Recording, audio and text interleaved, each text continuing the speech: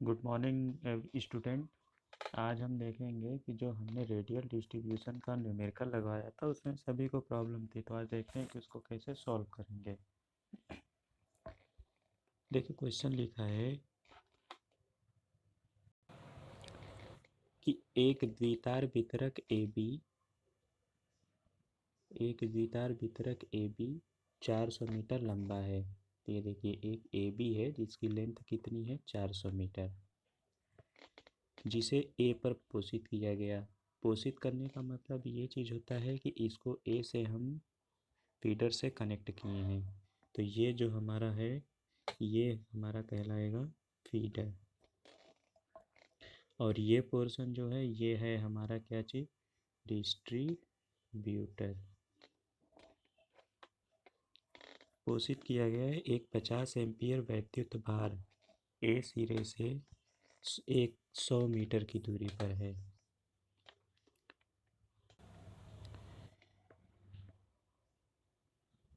तो एक 50 एम्पियर का जो लोड है, यहाँ पे 50 एम्पियर का लोड, ये जो पॉइंट ए है इस पॉइंट से 100 मीटर की दूरी पर एक लोड लगाया गया है जिसका मान कितना है 50 एम्पियर।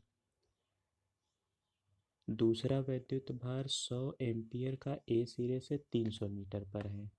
तो इस केस में देखिए यहाँ से क्या है कि ए सिरे से मतलब यहाँ से लेकर के यहाँ तक ये हमारा पहला लोड था, ये दूसरा लोड है। तो ये जो इसकी डिस्टेंस है 100 एम्पियर वाले की, इस ए से 300 मीटर की दूरी पर है। तो इस केस में कितने अभी तक पार्ट बने हैं, एक एसी पार्ट बना है, दूसरा सीडी पार्ट बना है। तो इन दोनों, तो एसी पार्ट का 100 मीटर है और एडी पार्ट का 300 मीटर है। तो सीडी पार्ट का कितना होगा, सीडी पार्ट का होगा पूरी लेंथ में से इस लेंथ को सब्ट्रैक्ट कर देंगे तो ये लेंथ हमें निकल जाएगा। तो इस केस में इसकी लेंथ कितनी हो जाएगी 100 मीटर, ये तो यहाँ से यहाँ तक का 200 मीटर। और नेक्स्ट कह रहा है कि और भार 150 एम्पियर का बी पर है। तो 150 एम्पियर का पॉइंट बी पर हमने लोड लगाया। तो अब इस केस में जो ये एसी हमें पता है, सीडी पता है, तो डीबी का लेंथ हम निकाल सकते हैं। डीबी इज इक्वल टू कितना, टोटल लेंथ हमारा दिया है 400 मीटर। टोटल लेंथ हमारा कितना है 400 मीटर। यहाँ से यहाँ तक की लेंथ कितनी है 300 मीटर। तो ये लेंथ निकालने के लिए क्या करेंगे, इस पूरे लेंथ में से इस लेंथ को सब्ट्रैक्ट कर देंगे तो कितना आ जाएगा, तो 400 माइनस 300 बराबर 100। तो इसकी लेंथ हमें कितना पता चल गया 100 मीटर।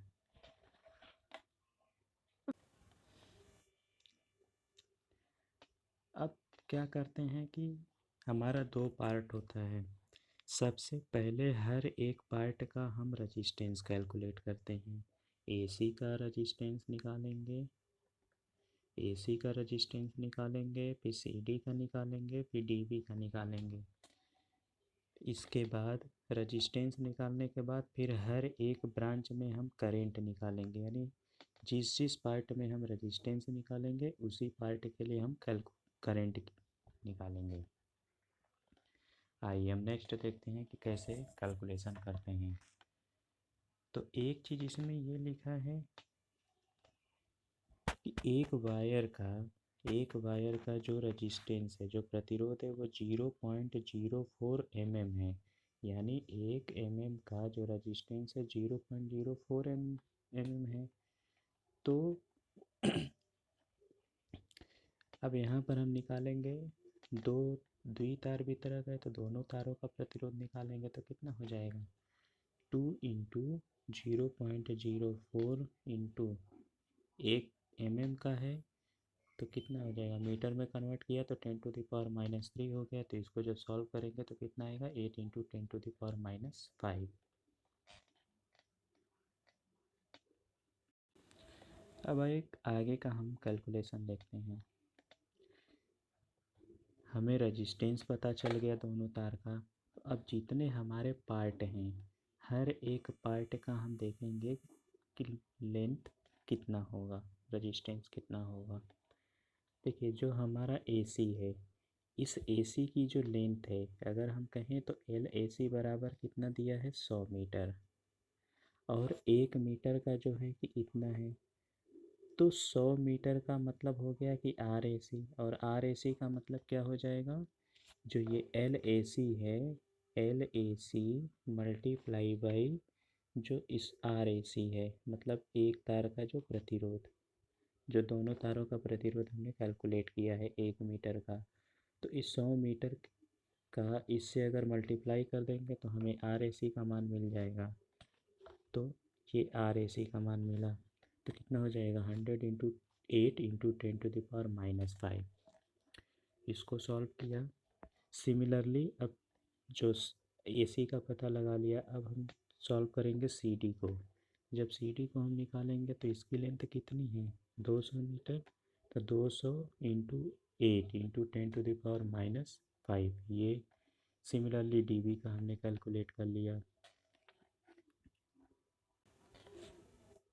अब देखिए बात आती है करंट कैलकुलेशन की, तो हर एक पार्ट का हम अलग अलग करंट निकालेंगे।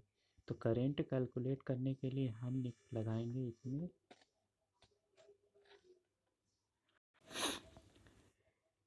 किरचॉफ्स करंट लॉ के डिस्ट्रीब्यूशन के हिसाब से। अब एक चीज़ ध्यान दीजिए यहाँ पर, इस ब्रांच में सपोज किया हमें यहाँ करंट मिल रहा है IAC, ठीक है। इधर की ओर करंट गया 50 एम्पियर का, तो इधर की ओर करंट कितना जाएगा, इधर की ओर हमने सपोज किया ICD करंट हुआ, फिर यहाँ 100 एम्पियर का करंट है, फिर इधर आएगा IDB, ठीक है, IDB। इस ब्रांच में जो भी करंट IDB आ रहा है वो इधर की ओर चला जाएगा, तो हम सीधा कह सकते हैं कि IDB का जो मान होगा वो 150 एम्पियर होगा। चलिए अब अगर हम ICD की बात करेंगे, तो इस ICD का यहाँ पे ICD जो होगा, ये करंट इस पार्ट में डिवाइड हो रहा है और यहाँ पर भी जा रहा है, तो ICD बराबर हम कह सकते हैं कितना, IDB प्लस ये 100 एम्पियर, 100 एम्पियर, तो इसका मतलब कितना हो गया 100 प्लस 150 यानी 250। तो IDB का मान कितना 150, ICD का मान कितना 250। अब देखिए ICD का मान हमें पता चल गया कितना है 250 एम्पियर, तो अब हम IAC निकाल सकते हैं। IAC बराबर कितना हो जाएगा 250 प्लस 50 यानी 300 एम्पियर। तो सीधा सीधा हम ये कह सकते हैं कि जो IAC का जो मान होगा क्या होगा, इनका इनका और इनका समीशन, तो सीधा सीधा 50 प्लस 100 प्लस 150 कितना हो गया। अब अगर हम ICD की बात करेंगे तो ICD का जो मान होगा ये करंट प्लस ये करंट, तो 100 एम्पियर प्लस 150 एम्पियर कितना हो गया। अब हम बात करेंगे IDB की, तो IDB बराबर कितना हो जाएगा 150 एम्पियर, ये हमने निकाल लिया। तो उसी तरीके से हमने इसको सॉल्व किया है। अब हम इसको जब सॉल्व करेंगे तो करंट की वैल्यू तो हमने कैलकुलेट कर लिया, IAC निकल गया, ICD निकल गया, IDB निकल गया। अब क्या करना है कि अब जितने भी हमारे पार्ट हैं सभी में हम वोल्टेज ड्रॉप निकालेंगे। तो वोल्टेज ड्रॉप अगर हम कैलकुलेट करेंगे तो वोल्टेज ड्रॉप का जो मान होगा वो कितना होगा, वोल्टेज ड्रॉप का जो मान होगा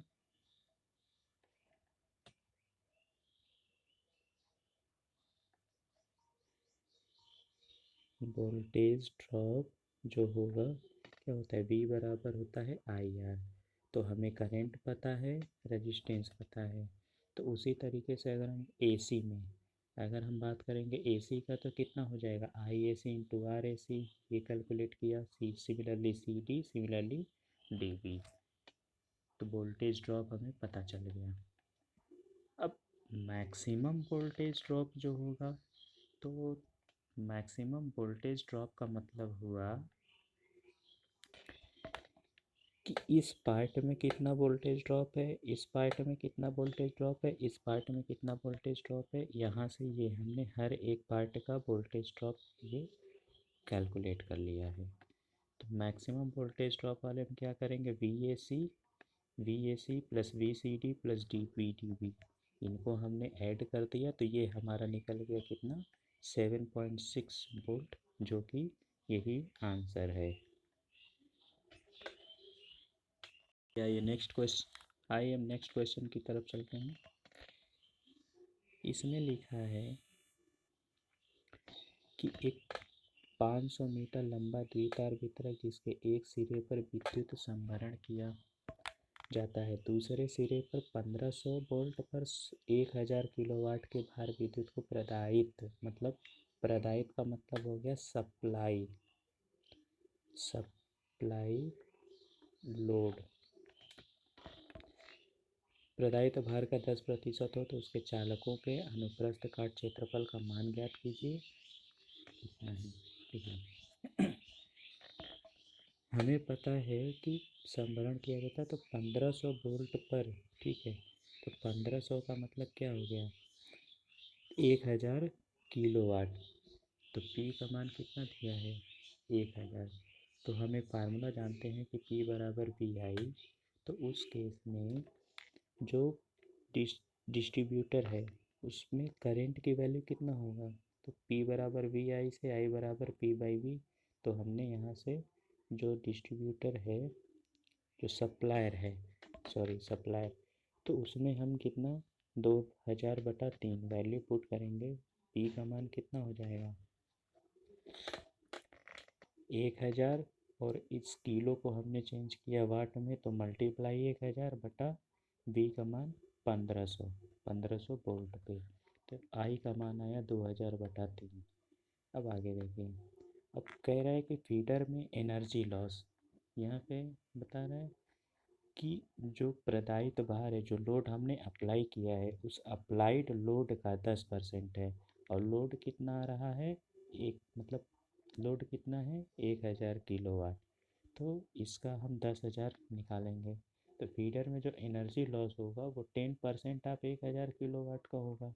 तो इसको जब हम सॉल्व करेंगे तो इसकी वैल्यू कितना आ जाएगा 9/40। इसकी हेल्प से हम रजिस्टेंस की वैल्यू को कैलकुलेट कर लेंगे।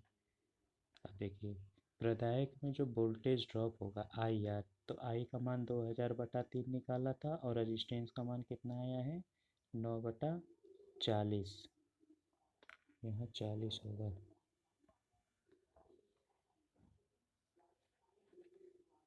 तो जब हम इसको सॉल्व करेंगे तो हमें कितना मिलेगा,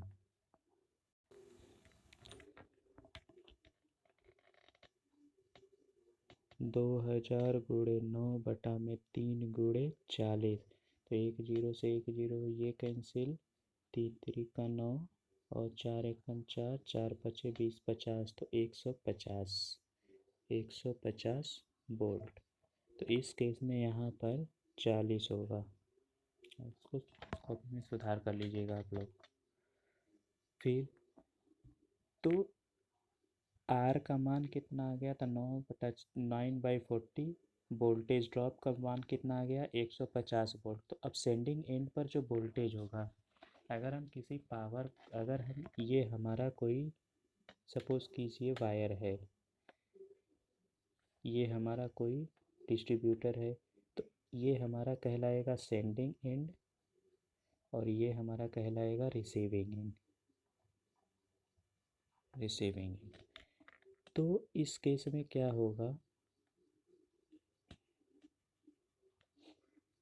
कि अब जो ये वायर है, जितना सपोज़ कीजिए VS हमने अगर यहाँ भेजा, यहाँ पे VL लॉस हुआ और हमें प्राप्त हुआ कितना VR, तो जो सेंडिंग एंड का वोल्टेज होगा तो वो total voltage VR plus VL यानी receiving end voltage plus loss volt का हो समीशन होगा।